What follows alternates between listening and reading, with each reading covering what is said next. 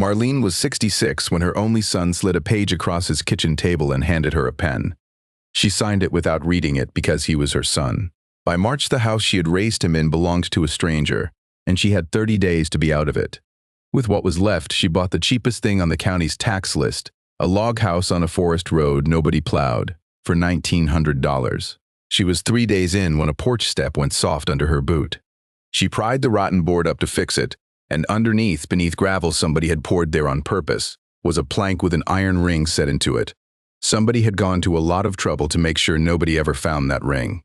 The page had been lying on Dustin's kitchen table before she got her coat off. He had made coffee, which he almost never did, and he had set out the 2 good mugs his wife kept on the high shelf. Marlene noticed both things and decided they meant he was tired. That was the trouble with knowing somebody since they were 8 pounds. You keep finding reasons for them. Sit down, Ma. I've got about 10 minutes before I have to be back on the Grandin job. She sat. The kitchen smelled like drywall dust, which it always did in October, because October was when he finished everything he had started in June. What is it? Quitclaim, he said. It's for the refinance. I thought we did the refinance in the spring. This is the back half of it. He was looking at his phone while he said it. Bank wants the title clean before they'll release the draw. It's a formality. Marlene turned the page around and read the top line, which had her name on it, and then the second line, which had a legal description in it, 12 digits and a lot of abbreviations. She had driven past that legal description every day of her working life. She had never once seen it written down. Read it to me, she said. Ma, I can read. I just want to hear it in a voice. Dustin set his phone face down. He had his father's hands and his father's habit of pressing his thumb into the tabletop when he was about to be reasonable at somebody. It's just paper, Ma, he said. So she signed it. That is the whole of it. There was no shouting. Nobody threw anything. Her son thanked her and put the page in a folder with a rubber band around it, and she drove home in the dark with the radio off and made herself an egg, and for 4 months nothing happened at all. The letter came in February. It did not come from Dustin. It came from a title company, and it opened by congratulating the new owners, and by the 3rd paragraph it explained that possession would transfer on the last day of March, and that any personal property remaining after that date would be disposed of. She read it twice, standing up in the entryway with her coat still buttoned. Then she called her son, and he did not pick up, and he did not pick up the 2nd time either, and on the 3rd try he answered from a job site with a saw running behind him and said, I'm going to come by that night. He came by 11 days later. By then, she had already found the recorded deed at the courthouse, because she was not a woman who needed a man to explain a thing to her twice. I had to, he said. He stood in her kitchen and would not sit down. The Grandin spec stalled out. I had $160,000 in it and no buyer, and the bank was going to call the whole line. You put your house up. 4 springs back. You signed it. I signed it because you told me it was for probate. You told me it would save us a lawyer. That was a different paper. It was the same table, Marlene said. He looked at the window over the sink for a while. You'll get your share, he said finally. After the payoff, it's not nothing. Her share came to $6,200. He offered to move her. He showed up on the 28th of March with a trailer, and 2 of his framers, and Marlene met him in the driveway and told him no. Ma, come on. You can't carry that dresser by yourself. I can carry all of it, she said. That's the part you're not hearing. He stood in the rain with the brim of his hat dripping. Where are you going to go? I'll let you know when I get there. She did not let him know. He did not call to ask. She was 66. For 29 years, she had driven a school bus in that county, Route 9, the long one out past the section roads where the plow came second and the sun came late. Her pension paid $1,100 a month. Her car had a bad wheel bearing on the driver's side, and she had never in her life been late on anything. Moving took her 2 days, mostly because there was so little worth the gas. She took the 2 green bread trays she had walked out of the school kitchen with, the year they replaced them, which had held her canned goods since before Dustin could drive. She took Wes's tape measure, the 25-footer with the chipped hook, because she was not leaving it in a drawer for strangers. And she took the route book. The route book was a spiral notebook with a cardboard cover gone soft as cloth. In it, in her own hand, was the name of every child who had ever ridden her bus. First name, last name, stop, and the year they got on and the year they stopped. 900 and some of them going back to 1996. She had started it because a substitute driver had once put a kindergartner off at the wrong mailbox in a whiteout, and she had decided that would never be a thing that happened on hers. Nobody had ever asked her why she kept it. Nobody had ever asked to see it. She spent 11 nights in a motel on the highway at $42 a night, and then she did the arithmetic on a napkin and stopped spending $1,100 a month to sleep sitting up, and started parking behind the laundromat instead, where the light was good and the owner didn't mind and there was a bathroom open until 10. It was in the motel, on the 8th night with the heater cycling on and off under the window, that she said the only bitter thing she said out loud that entire spring. "Paper is how they do it now," she said to the ceiling. "Nobody has to say a word out loud. Nobody has to stand there and watch your face while they do it." She found the house because of Arvo Leto, though it took her most of the summer to understand that finding was not the right word. He was in the hardware store on the highway on a Tuesday morning in April, buying a hydraulic fitting and arguing about it, which was the only kind of buying he did. 79 and built like a length of pipe, Arvo had run the hoist at the mine for 31 seasons before they shut it. He had known Marlene's father. Once, a long time ago, he had pulled her father's truck out of a ditch on Christmas Eve and never mentioned it again. "Ketola," he said, when he saw her. Not hello. He had never once said hello to anybody. "Arvo, you're washing at the laundromat at 7 in the morning. I'm doing a lot of things at 7 in the morning." He paid for his fitting. Then he stood there and looked at the pegboard for long enough that the kid behind the counter got uncomfortable and went in the back. "County put out its list," Arvo said. "Parcels nobody bid on in August. They'll take the minimum over the counter now. Cash, no financing, no inspection, no nothing.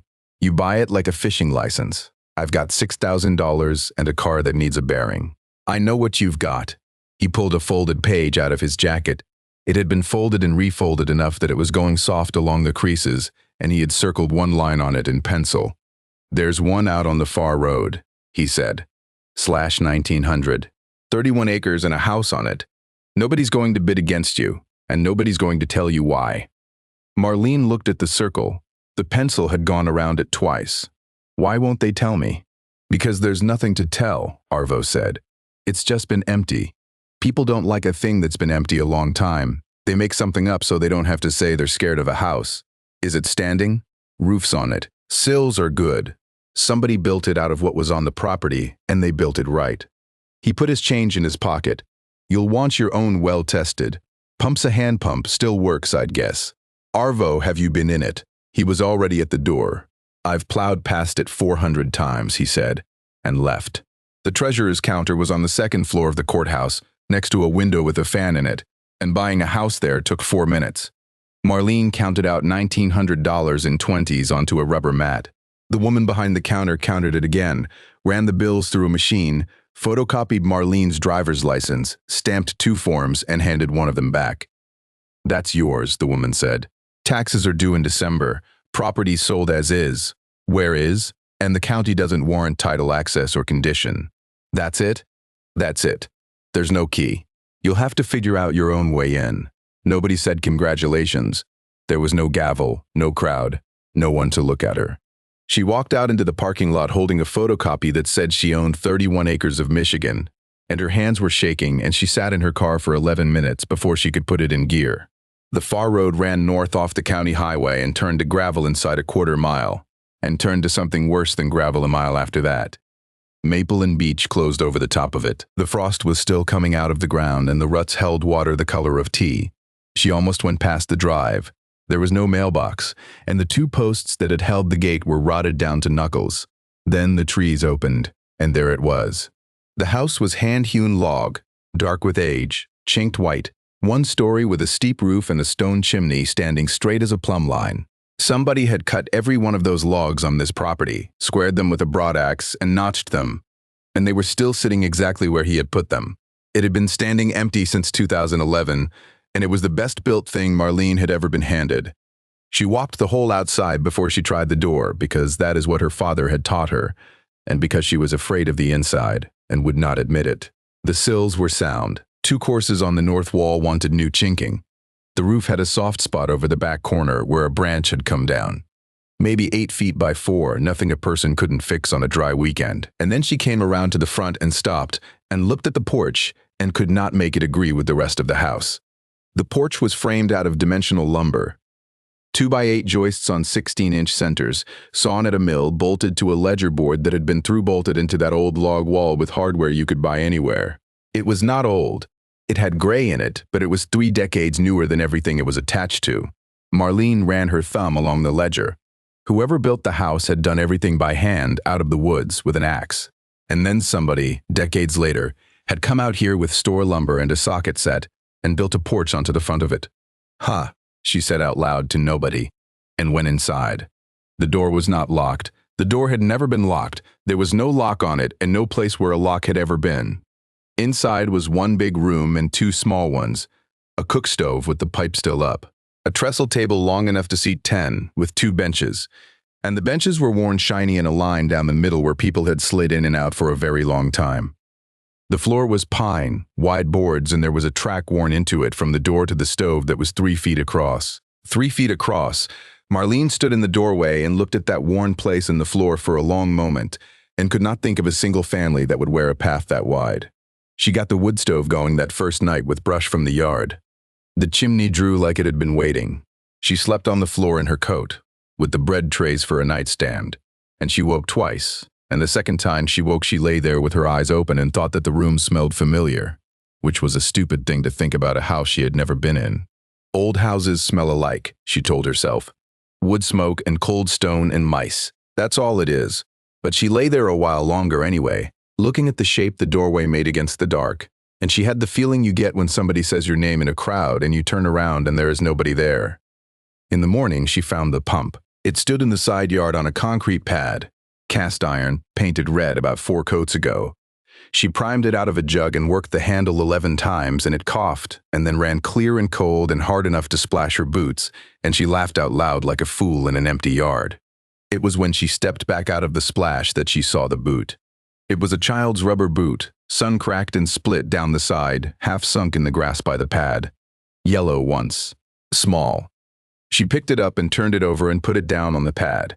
And she thought about a family that had lived here and left in a hurry, and how you always find one shoe and never two.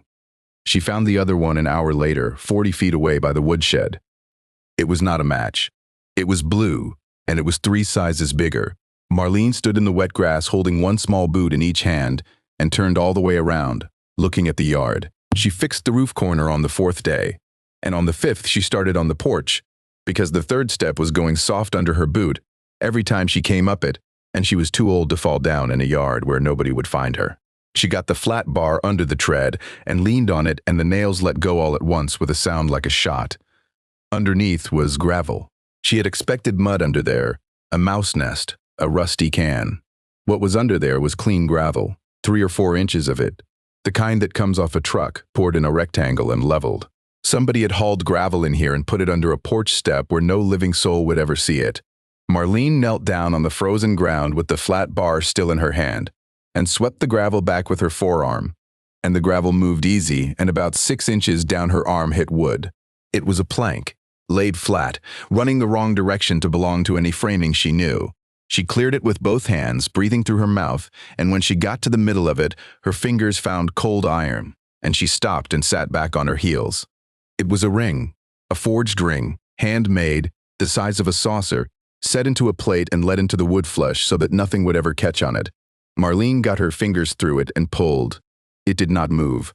She got both hands in it and put her back into it, and the ring came up maybe 1/4 of an inch and stopped hard, with something solid above it refusing to give. Marlene lay down on her side in the gravel and shone her flashlight sideways into the gap. The plank was a door. She could see the edge of it now and a strap hinge, black iron, hand-forged like the ring. It was a proper cellar door, built to swing up toward the house, and laid across it, 3 inches above it, was the porch.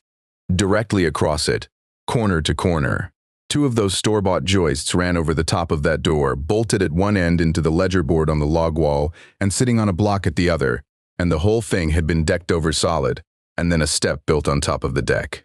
Whoever framed that porch had stood right there, looking down at an iron ring and a plank, and had built over it on purpose and then poured gravel in the gaps. Marlene sat up. Her knees were wet through, and her hands were cold, and she was not thinking about the cold at all. Somebody wanted this shut, she said. She did not open it that day, and she did not open it the next day either. The problem was arithmetic, and she was good at arithmetic. She had 4,000 and change left in an envelope in the bread tray. The porch was the only part of the house that did not need work. To get at that door, she would have to cut out 3 joists and about 40 square feet of decking, and then she would own a house with a hole in the front of it and no money to close it before November, and November up here is not a suggestion. So she spent a day and a half doing everything else. She chinked the 2 bad courses on the north wall with a bucket of mortar and a chinking knife her father had made out of a putty knife and a piece of hickory. Then she cut brush out of the drive, washed her clothes in the sink, and hung them on a line she strung between the woodshed and a beach. There was no electricity at the house. There had not been for a long time. The wires still came in through a porcelain knob in the gable end and stopped at a fuse box with a stick jammed in it, and Marlene had looked at that once and decided she would not be touching it. The whole day and a half, she kept ending up in front of that step. On the second evening, she got out the little propane lantern and sat on the porch rail, and talked herself into it out loud, since there was nobody within 2 miles to hear her do it. "You'll be 67 in October," she said. "You've got no husband, no house, no son to speak of, and a hole in your porch is not the worst thing that ever happened to you." Then she went inside and slept, and in the morning she took the handsaw off the nail she had driven for it and went to work. It took her the better part of 2 days. She had no power out there, so it was a handsaw and a flat bar and a 2-pound hammer and a wood chisel she had to keep touching up on a stone. The decking came off first, board by board, and she stacked every one because she was going to need them again. She backed out the lag bolts with a socket and a length of pipe for a cheater bar. The joists she cut at the ledger and dropped and dragged clear. By Thursday noon, she was standing on bare ground in front of her own house, looking down at a plank door, 2.5 feet by 4, with a strap hinge on each side and a forged ring in the middle. Somebody had run roofing tar all the way around the seam and pressed a strip of tar paper into it. That was not a repair. That was a seal. Marlene cut the tar with the chisel, working around the whole rectangle twice, and when she was done, she stood up and wiped her hands on her jeans and looked at the ring for a good while. "All right," she said. "All right then." The door came up heavy and even, on hinges somebody had greased before they shut it, and cold air came out of the ground and went over her boots. Underneath were stone steps, not a ladder, not a crawl hole. Dry-laid fieldstone, 7 of them, each one flat and set true, going down into the dark under the front of the house. She went and got the lantern. The cellar was bigger than she expected. It ran back under the house maybe 12 feet, cut into the slope, with pole rafters overhead still holding their bark, and a floor of packed clay swept smooth. The air was cold and dry and smelled like earth and old paper. Shelves ran down both long walls, boards on cleats, and the shelves were full of glass. Most of the jars had let go years ago and stood there split down the side with their contents dried to a black crust. A dozen or so were still sealed. She turned one to the light. Beans. The rubber ring had gone hard as bone. At the far end there was a bench and a coil of rope, and next to the bench a wooden crate, banded with steel strapping, sitting up off the clay on 2 lengths of 4x4. Marlene noticed the nail before she noticed the crate. It hung on the doorframe at the bottom of the steps, on a loop of baling wire, at about the height of her chest. A 16-penny nail bent over on itself into a rough hook, the point of it worn round and shiny. She put her thumb on it. It was smooth as a spoon handle. You do not wear a nail smooth like that by accident. Somebody had used that nail over and over for a very long time and then hung it back up. She turned around with the lantern and did not see the walls. That is the thing she would think about later, again and again. She stood 4 feet from it holding a light in her hand, and she looked at the shelves, and she did not look at the wall between them because she had come down there for the crate. The crate lid was screwed down with slotted screws, and the screws came out easy. Inside was sand, clean and dry, filled right to the top. Marlene dug into it with both hands. About 8 inches down, her fingers hit metal, and she worked the sand away from it until she could see what it was. And it was a milk can, galvanized steel, 10-gallon, the old kind with the wide shoulder. The lid was on and there was wax poured around the seam and a strip of black inner tube pulled over the top of the wax and wired down. Whoever had put that can in that crate had been thinking about a century, not a season. She could not lift the crate. She dug the can out of the sand instead, hugged it up the 7 stone steps one at a time with her arms shaking, and set it on the trestle table in the middle of the empty room. Then she sat down on the bench and looked at it and did not touch it for an hour. She had nothing that would cut that wax without gouging whatever was inside. She had a chisel and a pocket knife and a hammer and a pot. So she did what her mother would have done, which was to boil water and wait. While the water heated, she walked out to the end of the drive, because that was the only place on 31 acres where the phone found a bar of service. It was almost dark. She was standing in the ruts holding her phone up when it buzzed in her hand. And it was Dustin, and she was so surprised that she answered it. "Ma, finally. I've been trying you for 2 weeks. There's no service at the house." So there's a house. A pause, and she could hear him shift the phone. "Arvo Leto told the kid at the hardware counter you bought the old place out there." That was fast. "Ma, that's 31 acres. It is. What you pay." Marlene looked back down the drive at her own lit window a quarter-mile off, small and yellow and all that dark. "I paid what they were asking," she said. He laughed. He had a good laugh, and he had always used it right when he wanted something. And she had always known it and had never once been able to make it not work. Okay, that's fair. Listen, is that timber standing? Is any of it cut over?" "There's trees on it. Because 31 acres of hardwood up there. If it hasn't been touched since the 80s. "Do you know what that is?" Dustin. "Is the road county maintained all the way in, or does it stop at the section line?" She stood in the ruts with the cold coming up through her boots and thought about a milk can on her table, sealed in wax by somebody who had been planning on a century. "I have to go," she said. "My water's boiling." She opened it that night. Hot rags on the seam, 20 minutes of patience. Then the chisel laid almost flat and tapped along under the wax, so it came away in a ring instead of in pieces. The lid turned a quarter and lifted, and the air that came out of it was dry and smelled like a cedar closet. Inside, standing upright, wrapped in oilcloth and tied with cotton twine, was a bundle about the size of a shoebox. Marlene cut the twine with her pocket knife and unfolded the oilcloth on the table. One flap at a time, and stopped counting the flaps. The top thing was a book. It was a school register. Green cloth overboard cracked along the spine, with a printed label on the front that said Register of Pupils, and then a line for the district and a line for the year, and both those lines had been left blank. On the flyleaf, in ink gone brown, was a name in a steady, square, old-fashioned hand. Hilja Rautio. Marlene sat down. Under the book was a bundle of letters, maybe 60 of them, held with 2 rubber bands that had melted into the paper. Under that was something flat wrapped in a second piece of oilcloth. And she left that one where it was because her hands had started to shake and she wanted to sit with one thing at a time. She opened the register. Whoever printed it had ruled it for a schoolroom. There were columns across the top for attendance, days present, days absent, and a place for the teacher to sign at the bottom of every page.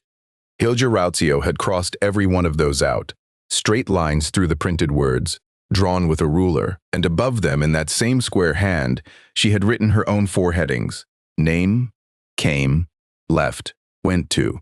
The first page said Toivo Maki came the 4th of November, 1968, left the 9th of January, went to his mother's people in Ontonagon, sends word he is a millwright. The second page said Iris Sallow came the same day as her brother, would not eat for 6 days, left in the spring, went home. The third page had a name and a date, and then nothing in the last column but a line drawn straight across, and at the bottom of that page, in different ink, added later, I never did find out. I hope somebody fed him. Marlene turned the pages with 2 fingers, slowly, and the handwriting changed as she went. It started out square and confident, and got looser and then shakier, and around the middle of the book it started to slope, and near the end it went up and down and she had to hold the lamp closer. The last entry with a name on it was dated the 6th of June, 1996. Marlene went back to the front and counted. 81 pages had names on them. 81 children, from 1968 to 1996, coming and going out of one log house on a road the plow got to second. She said the thing out loud that she would say again later to other people, and it was the first true thing she had understood about any of it. She didn't write down what she gave them, Marlene said.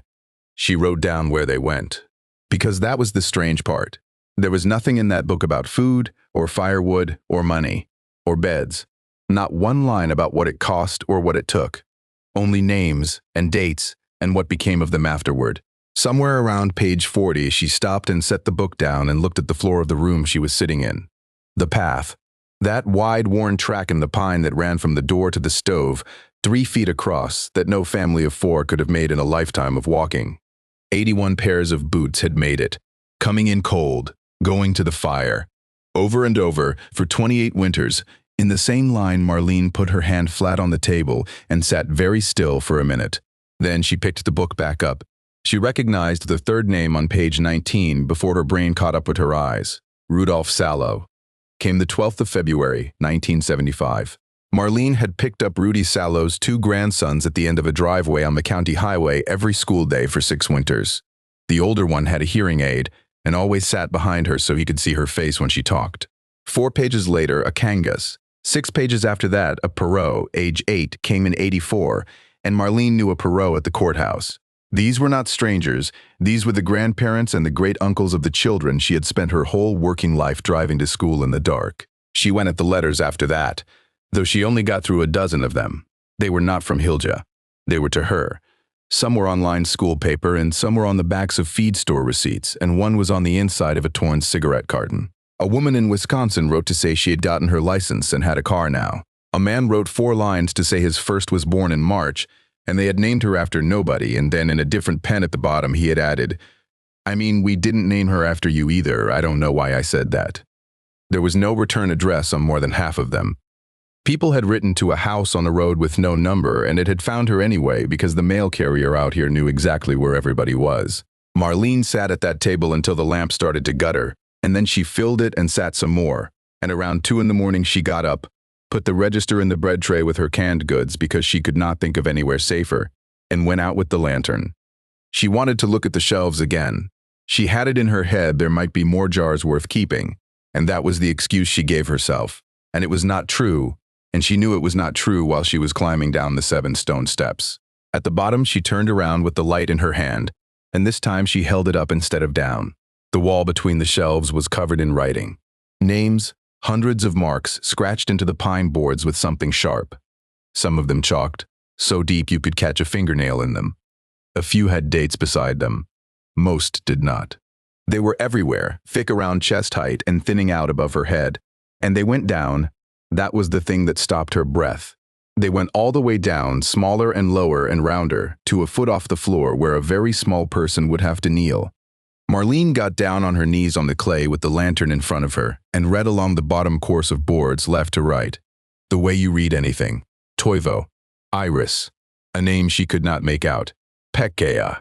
Lou. And then, in crooked capitals cut deep by somebody pushing hard because their hand was not strong yet, Marlene. And under it, scratched 4 times over so it would stay, the year, 1969. For a long time, she did not move at all. Her knees hurt on the clay, and the lantern threw her own shadow up over the board, so she had to shift sideways to keep the light on it, and she kept doing that, shifting and reading it again.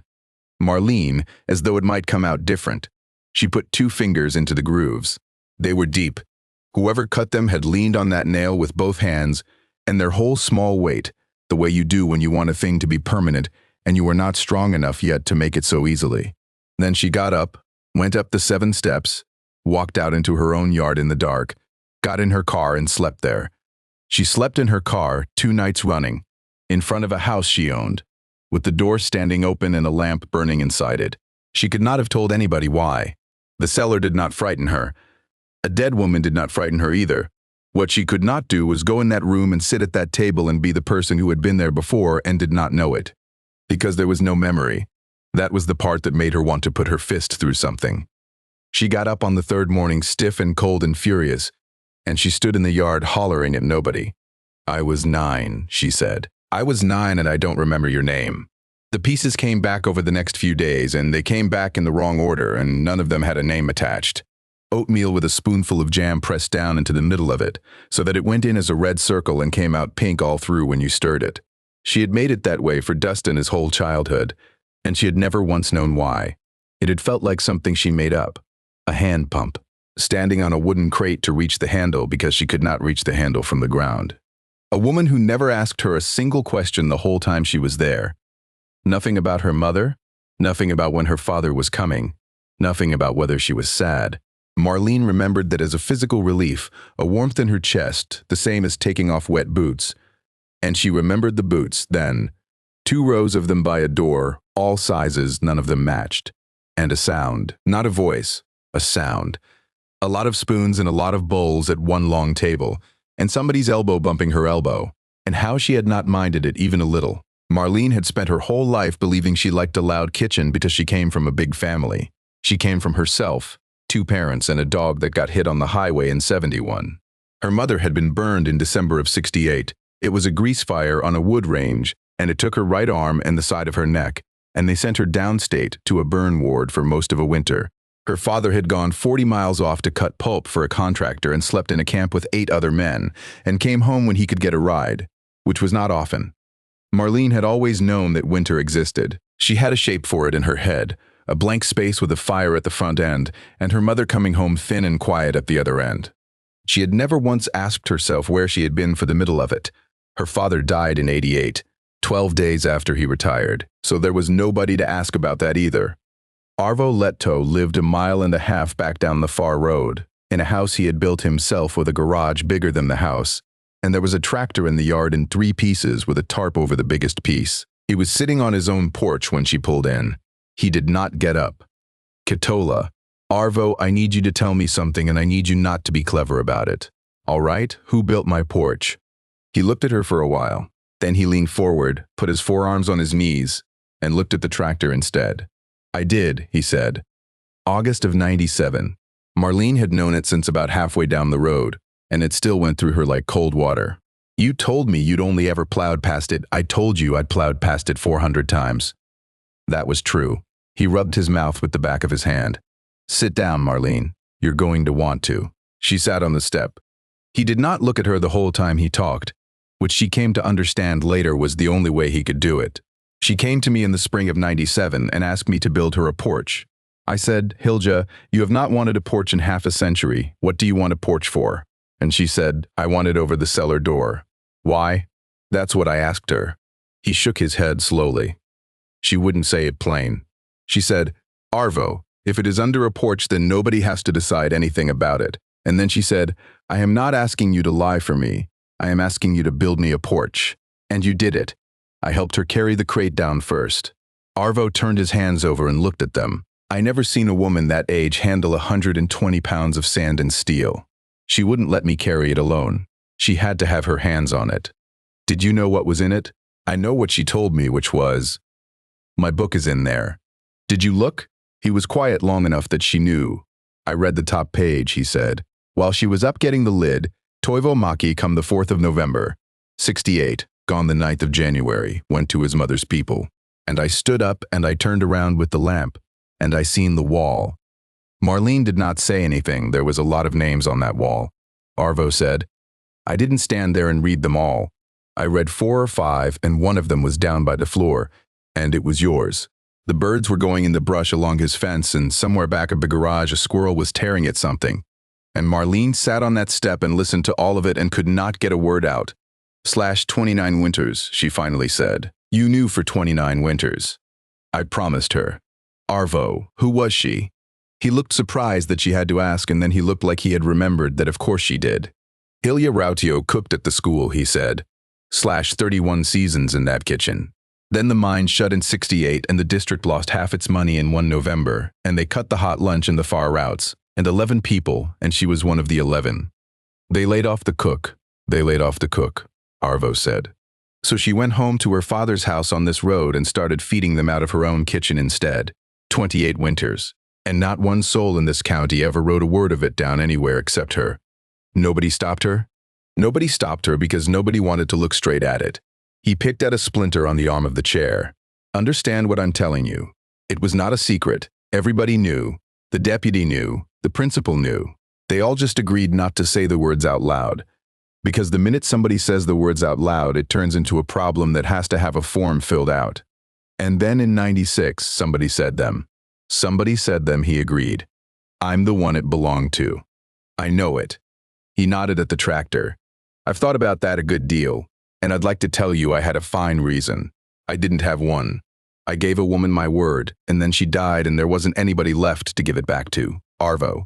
A promise doesn't get lighter, Marlene. He said it without any drama at all, the same as a man reading a gauge. You just get used to carrying it. She sat with that. The taxes, she said. He winced. That was the only time he did. After she passed, the county starts running the clock. Miss it 3 times running, and it's forfeited, and then they auction it, and then whoever gets it bulldozes that house for the logs, or leaves it to fall in. He shrugged. I sent them a little every year. 140, 200. Enough to keep the file from turning over. I'm 79 on a hoistman's pension, and last fall I couldn't do it anymore. So it went on the list. He agreed. And I stood in that hardware store and I made a decision, which I had no right to make, and I put a piece of paper in your hand. Marlene looked out at the yard. Why me? Because your name is on that wall and you didn't know it, Arvo said. And because you're the only one of them still in this county that isn't already inside the courthouse looking at deeds all day. If you have come this far into Marlene's story, take a second and hit subscribe, because what she found in the last fold of that oilcloth is the part I have been waiting to tell you. She read the back of the register that night, which she had not done because she had been reading it front to back like a book instead of the way you read a ledger. The last 5 pages were not names. They were Hilja Rautio writing to herself, in a hand that had gone bad, in ink and then in pencil, dated across the winter of '96. 2 came from the state, and 1 from the sheriff. They sat at my table. The woman was not unkind. She said there is a word for what I have been doing, and the word is not one I would like. She asked how many. I said I did not count them. That was a lie, and I told it on purpose, and I would tell it again. They want the names. They say there must be a record for the children's own protection. I said there is no record. That was the second lie. The county is putting the bus back on the far road in the fall. 28 years I asked them for that bus. They are putting it back in the fall. And then, 3 pages later, in pencil pressed so hard it went through, they told me to burn this. My lawyer told me to burn it, and he is a good man, and he is wrong. These are not evidence. These are people. Marlene put the book down on the table and got up and walked out into the yard and stood there. 28 winters that woman asked for a bus, and they gave her one the same season they told her to stop. Route 9 had opened in the fall of 1996. Marlene had bid on it because it paid $4 more an hour than the town run, and because nobody else wanted the long one. She had driven it for the next 29 winters. Up the far road in the dark with the chains on. Past a house with the lights out and a brand new porch on the front of it. She had gone past Hilja Rautio's door twice a day, 5 days a week, for most of her adult life, doing the job that woman had done for free. The courthouse opened at 8. Marlene was in the parking lot at 7:10 with the second oilcloth packet on the seat beside her. She had opened it in the middle of the night, and what was inside was 2 sheets of onion skin paper with typing on them, and 3 signatures at the bottom, and a round embossed seal, and she had read it 4 times and understood maybe a third of it. The register of deeds was on the first floor, past the fan and down the hall. There was a long counter with a hinged section, and behind it, a woman about 50 in a cardigan, shelving something into a flat file. Morning. Can I help you find something? I bought a parcel off the county list in April, Marlene said. Out on the far road. I want to know if there's anything else on the title.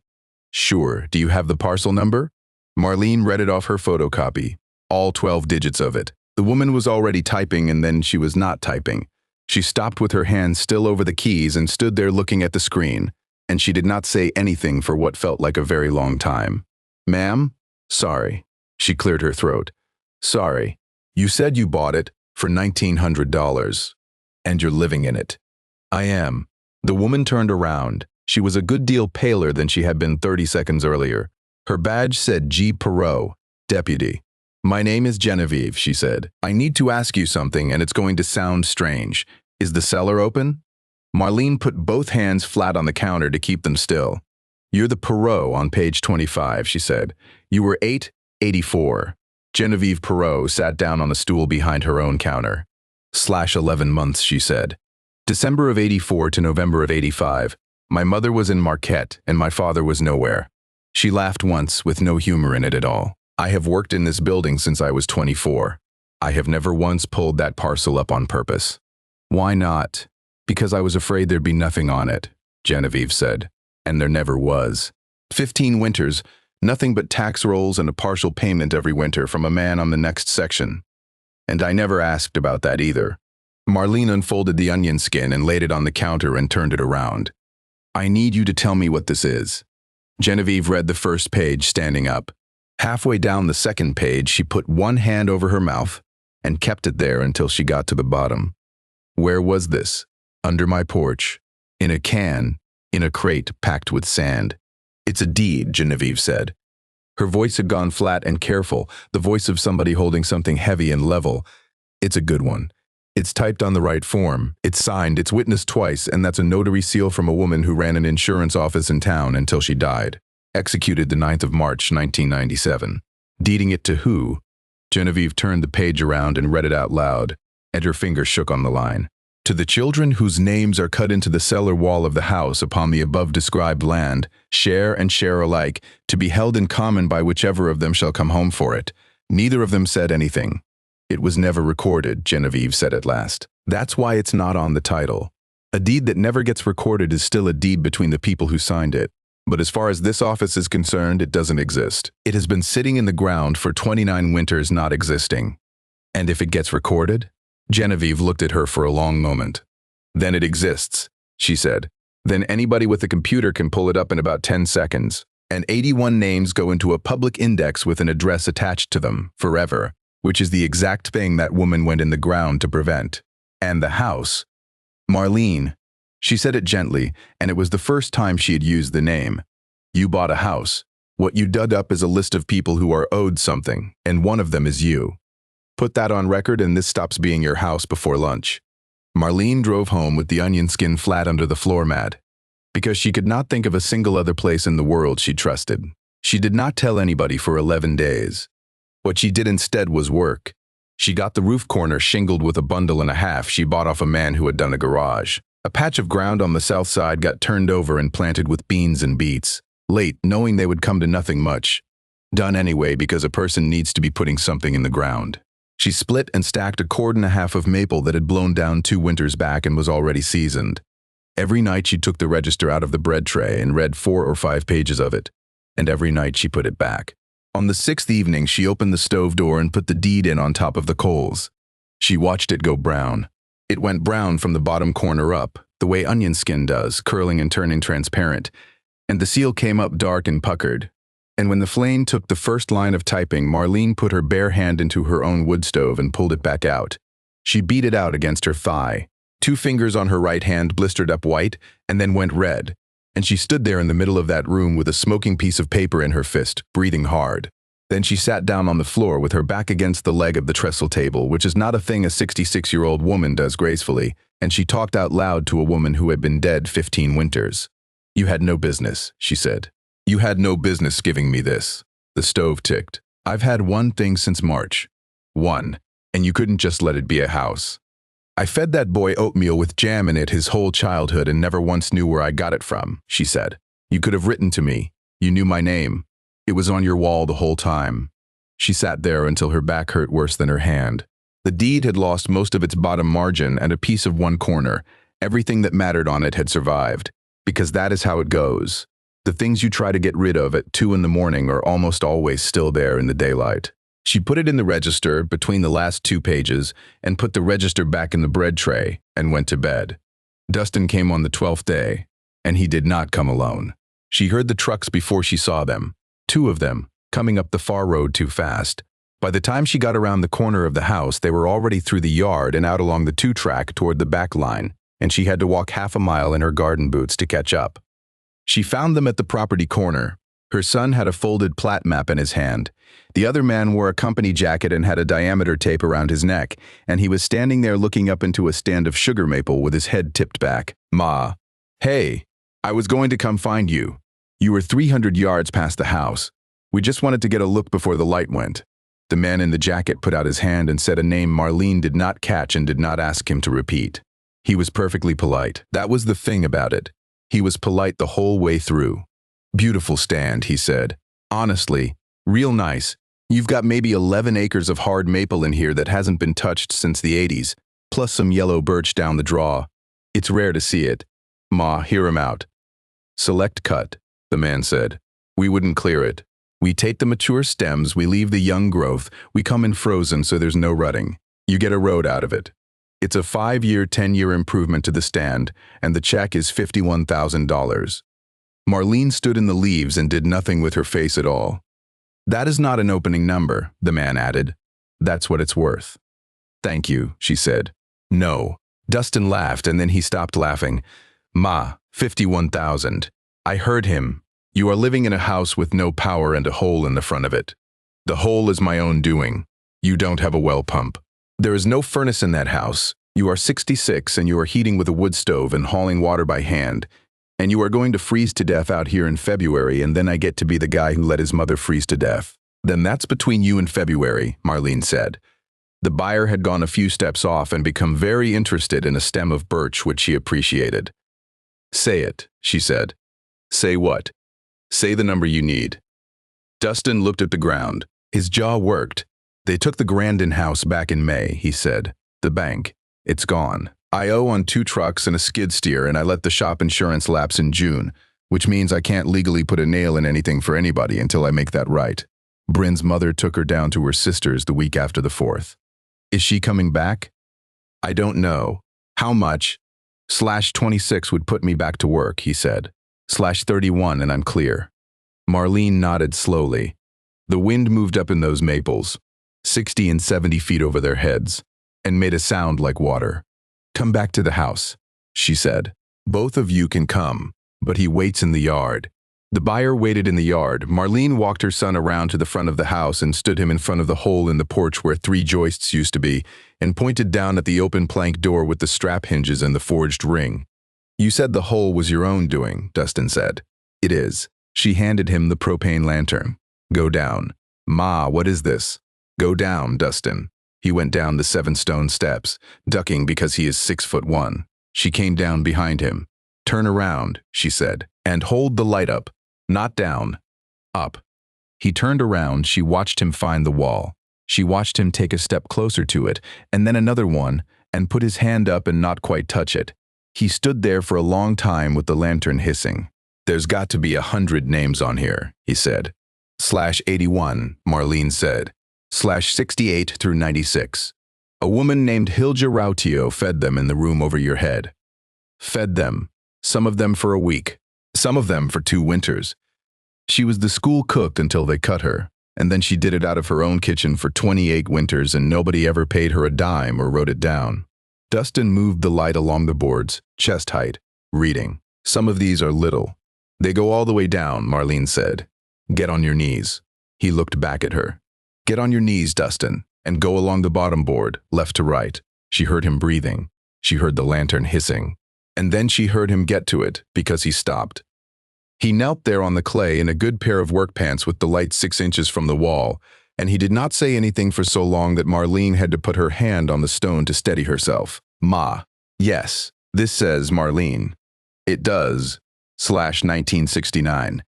He turned his head. His face was wrong in the lantern light, all shadow in the sockets. Ma. In 69 you were 9. I was. Grandma got burned in 68. She did. He stood up too fast and cracked his shoulder on a pole rafter and did not seem to notice. Why did you never tell me? Because I didn't know, Marlene said. She had thought about this moment for 11 days, and she had not been able to imagine any version of it where she said that sentence out loud. And she said it, and it did not fix anything, and it did not have to. How do you not know? I was 9 and my mother was in a burn ward, and my father put me in a truck and drove me somewhere and came back for me in March. Her voice was steady. She was surprised by that. He never said a word about it after. Not one word, ever, for 20 more winters. He'd have gone in the ground before he told anybody in this county he couldn't feed his own kid.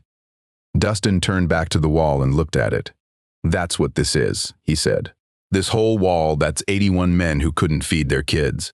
That's 81 kids who got fed, Marlene said. He reached up without looking and took the bent nail off its wire loop and turned it over in his fingers, and he did not know what it was, and she let him hold it. What's this? That's what they wrote with. He put it back on the wire. He was careful about it.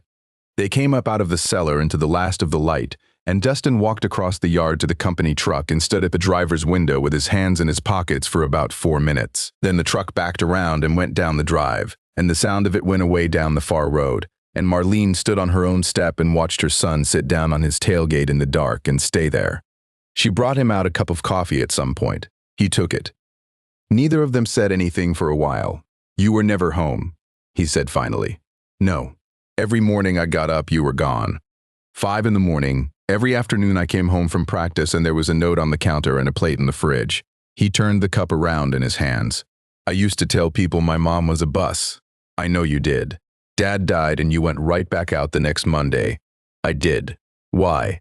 Because there were 41 kids on that road, Marlene said, and if I didn't go, The district put a sub on it who didn't know which houses had a dog and which ones had a father in them.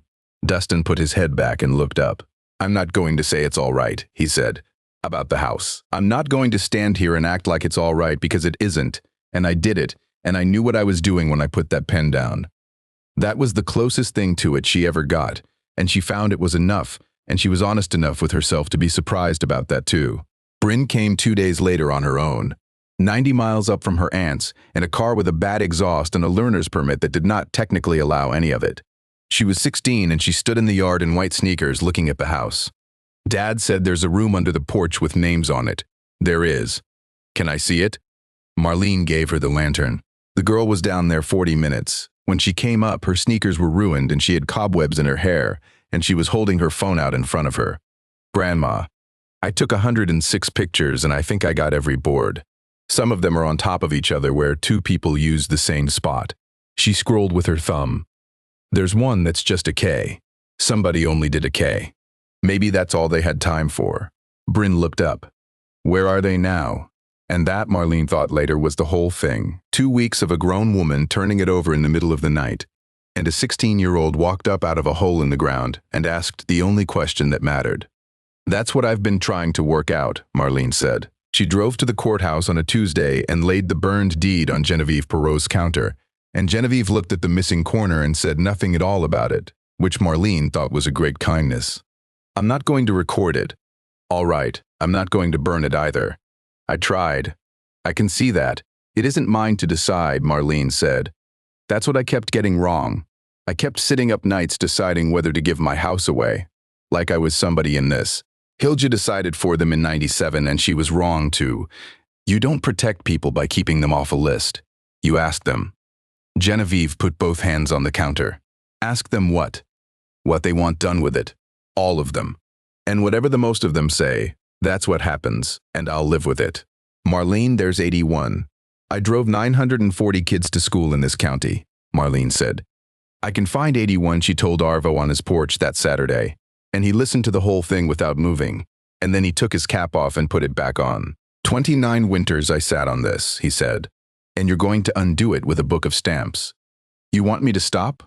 Arvo thought about that longer than she expected him to. "No," he said.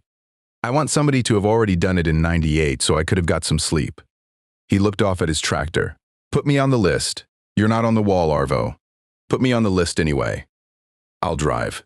She used the route book. There were 60 pages of blank paper in the back of it, and on the first one, she wrote a heading in the same 3 columns she had used her whole working life, name and last known, and found. Then she copied the 81 out of Hilja's register in order, page 1 through page 81, and it took her most of a night and her hand cramped twice. Genevieve did the rest from behind her counter on her lunch hours. The last column of Hilja's book turned out to be worth more than anybody could have guessed, because a name plus a county plus a decade will get you into the marriage index, and the marriage index will get you a new surname, and a new surname will get you a property record, or an obituary. By the second week of July, they had made 29 addresses. 19 of the 81 were dead. 2 of those had died before 1980. Marlene wrote the letters by hand at the trestle table because a typed thing looks like a bill and she was not going to have one of them open an envelope and feel their stomach drop. She wrote the same 6 lines to every one of them. Who she was and what she had found under the porch and where. She said their name was cut into a wall in a cellar on the far road and that she had seen it with her own eyes. There was no money in it, she wrote, and nobody wanted a thing from them. The door had never had a lock on it, and she was not going to be the one to put one there. She mailed them all on the same day. 9 came back inside 3 weeks. Addressee unknown. Nobody answered. Not one. Not for 18 days. And Marlene made her peace with that and went back to putting up beans. On the 19th evening, she was carrying a bucket in from the pump when she heard a vehicle stop at the end of her drive and not come up it. She set the bucket down. It was a quarter-mile off and the light was going, and she could see the shape of a pickup sitting in the ruts with its engine running and its lights off. It sat there long enough that she started walking. By the time she was halfway down the drive, the engine had shut off, and a man had got out and shut the door and come around the front of the truck, and he was standing at her fence line with one hand on the top wire. He was about 60.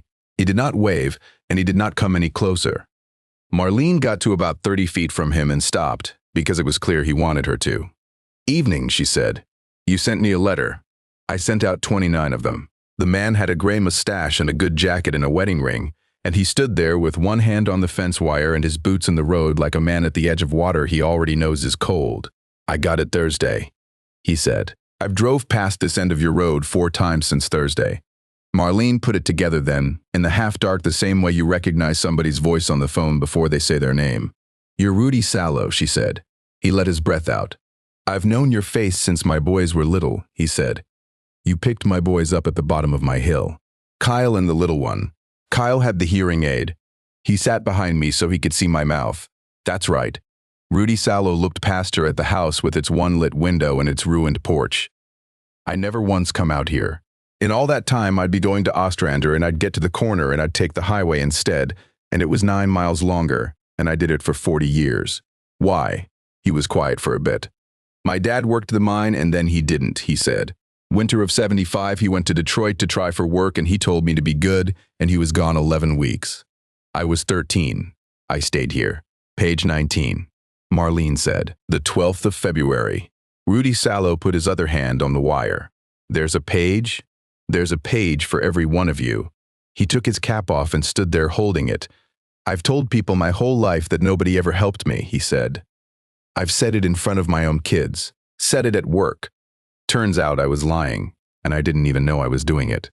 Marlene did not say anything to that, because there was nothing to say to it and she had learned that much by then. Can I see it? You don't have to stand out here, Rudy. I'd like to see it, he said. I don't think I can come in the house yet.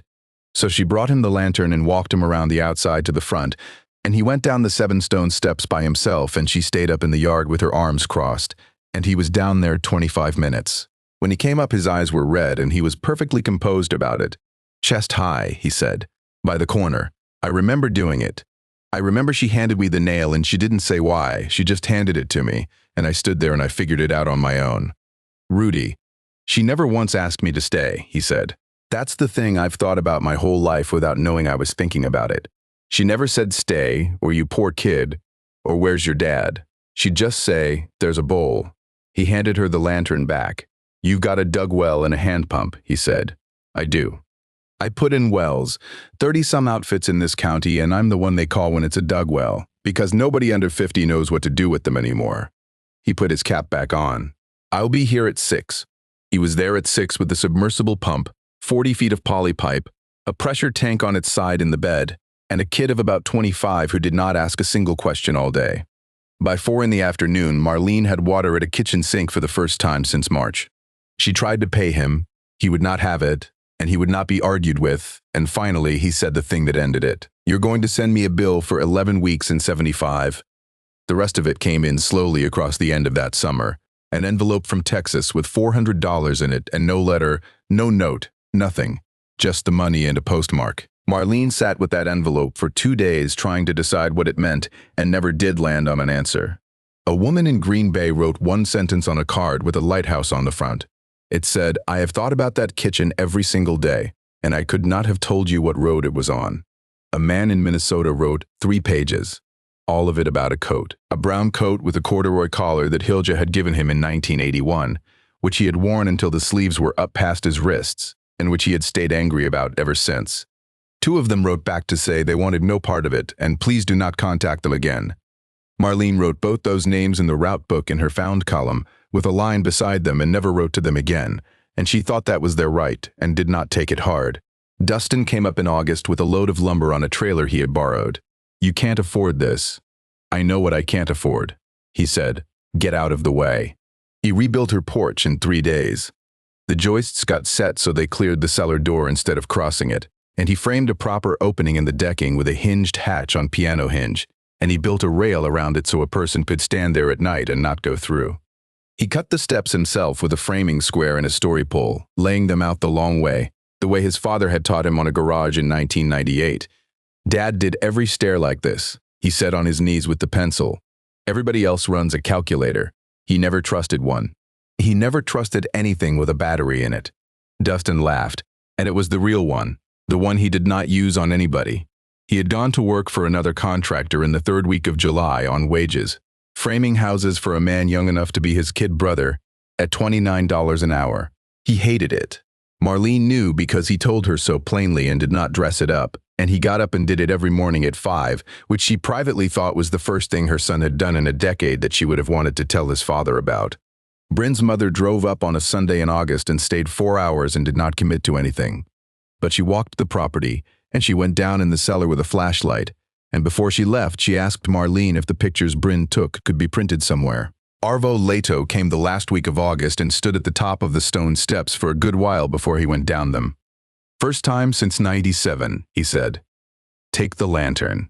I know where everything is," he said, and went down in the dark, which was pure Arvo, and then hollered up for the lantern about 10 seconds later. Marlene brought him the register instead. She had been saving it. She had found it the second week of August, going through the back of the book after the 81 pages ran out.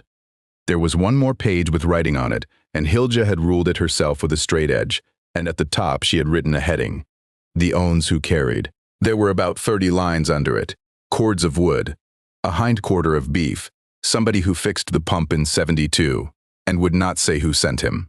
A woman at the creamery who put a case of milk on the step every Friday for 6 winters and never knocked, and near the top, the 7th line down, Arvo Leto, wood, every fall, and the roof in '86, will not take money and gets angry if you offer. He read it 3 times with the lantern in one hand. "She never said she was doing anything," he said finally. "That's what people don't understand about her.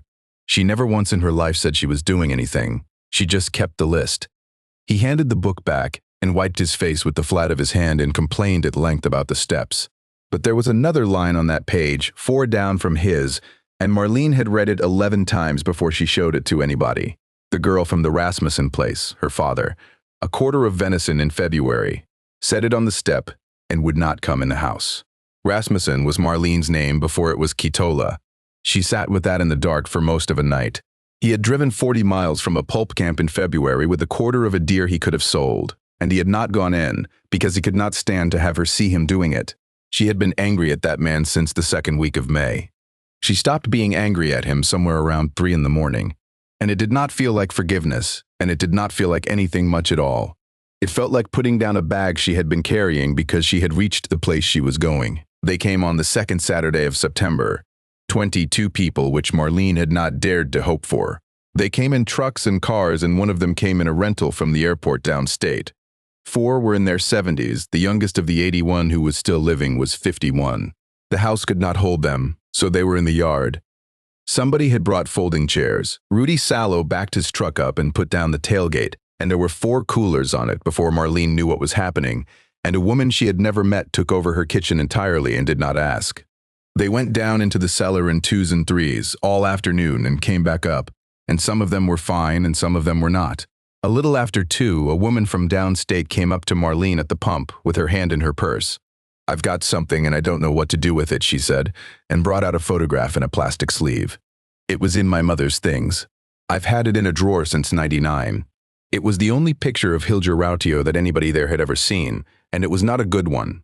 She was in a doorway with a dish towel over her shoulder, caught mid-turn, half of her face gone to the light from the window behind her. Heavy through the shoulders, gray hair pinned back hard. She was not looking at whoever took it. The picture went around that yard the same as the nail did, and every single one of them said some version of the same thing, which was, 'That is exactly how I remember her,' and none of them were remembering the same decade." Around 4 o'clock, Genevieve Perot stood up on the new porch steps with the onion skin in her hand and read the deed out loud, the whole thing, including the legal description, because she said a thing like that deserves to be read the way it was written. Then she explained what recording it would do, in plain words, twice, and she made sure she said the hard part. "It goes in a public index," she said. "Your name, this address, this date. Anybody can look at it from a phone. She kept it in the ground for that exact reason, and I want every one of you to understand it before you vote, because she was trying to protect you and she was not stupid." A man near the back, one of the ones who had flown in, put his hand up. "Can I say something?" "Go ahead." "I've been off a list my whole life," he said. "No father on the birth certificate, no permanent address until I was 26. Nobody ever wrote my name in a book except a woman in this house." He looked around at all of them. "Put me on the record. I'd like to be findable." They voted with their hands in the yard. 19 for recording it. 2 abstained. 1 man voted against, A heavy-set fellow from Wisconsin who wanted the timber cut and the money split and said so straight out, and nobody shouted him down, and Genevieve wrote his objection into the minutes because he was entitled to it. He stayed for supper. He came back in November and helped Rudy Salo bury a water line. The instrument Genevieve drafted was 1 page, and it took her 4 days. It recorded the 97 deed as written, in the names of the 81 children whose marks were on the cellar wall, and it gave Marlene Catola a life estate in the house and the 31 acres, which is a plain legal way of saying she lives there until she dies, and nobody can move her. And she cannot sell it, and neither can anybody else. She owns nothing. She has a home. Marlene has thought about that a great deal since, and has never once found the bad side of it. Before they left that Saturday, somebody got the nail off its wire. It went around the yard hand to hand for 2 hours. They went down one at a time and put their names on the wall again. Up at adult height this time, above the old ones, in a rough second line that runs the whole length of the cellar. Rudy Salo did his over the top of his old one and had to be helped back up the steps. Bryn put hers on the end, and then went and got her father, and Dustin stood down there a long time with the nail in his hand before he used it, and what he finally scratched was not his name. He put the date. Just the date. Marlene did not ask him about it, and he never explained it. By the middle of October, the woodshed was full, and there was a pressure tank in the corner of the kitchen, and a hatch in the porch with a rail around it, and the leaves were down so you could see the shape of the land for the first time since she had bought it. There was still no electricity. Marlene had decided against it, and she was not sentimental about the decision. A line from the road was $11,000, and she would rather have the lamps. Bryn came up the first weekend in October and asked if she could stay and finish the school year out of the far road instead of 90 miles south, because her mother was sorting things out and her father was framing houses for a stranger, and neither of those things was going to be resolved by Christmas. Marlene said yes before the girl had finished the sentence, which meant that on the 3rd Monday of October at 10 minutes past 6 in the morning, in the dark with the frost already on the windshield, a 66-year-old woman started her car at the top of a drive on the far road and drove a kid to school. She thought about it the whole 11 miles. That evening she came in, hung her coat on the peg by the door, and took the 2 books down off the shelf over the stove where she kept them side by side, Hilja Rautio's register and her own spiral notebook gone soft as cloth. She opened the route book to the first blank page after the 81 names and the found column and the 2 names with lines beside them. She wrote the date. Then she wrote, in the same hand she had used for 940 children, Bryn Catola, top of the drive, far road, 612. Then she closed it and put it back on the shelf next to the other one, and stood there a second with her hand flat on both covers. Down under the porch on its loop of baling wire beside the door, the nail was hanging where it had always hung, waiting on whoever needed it next.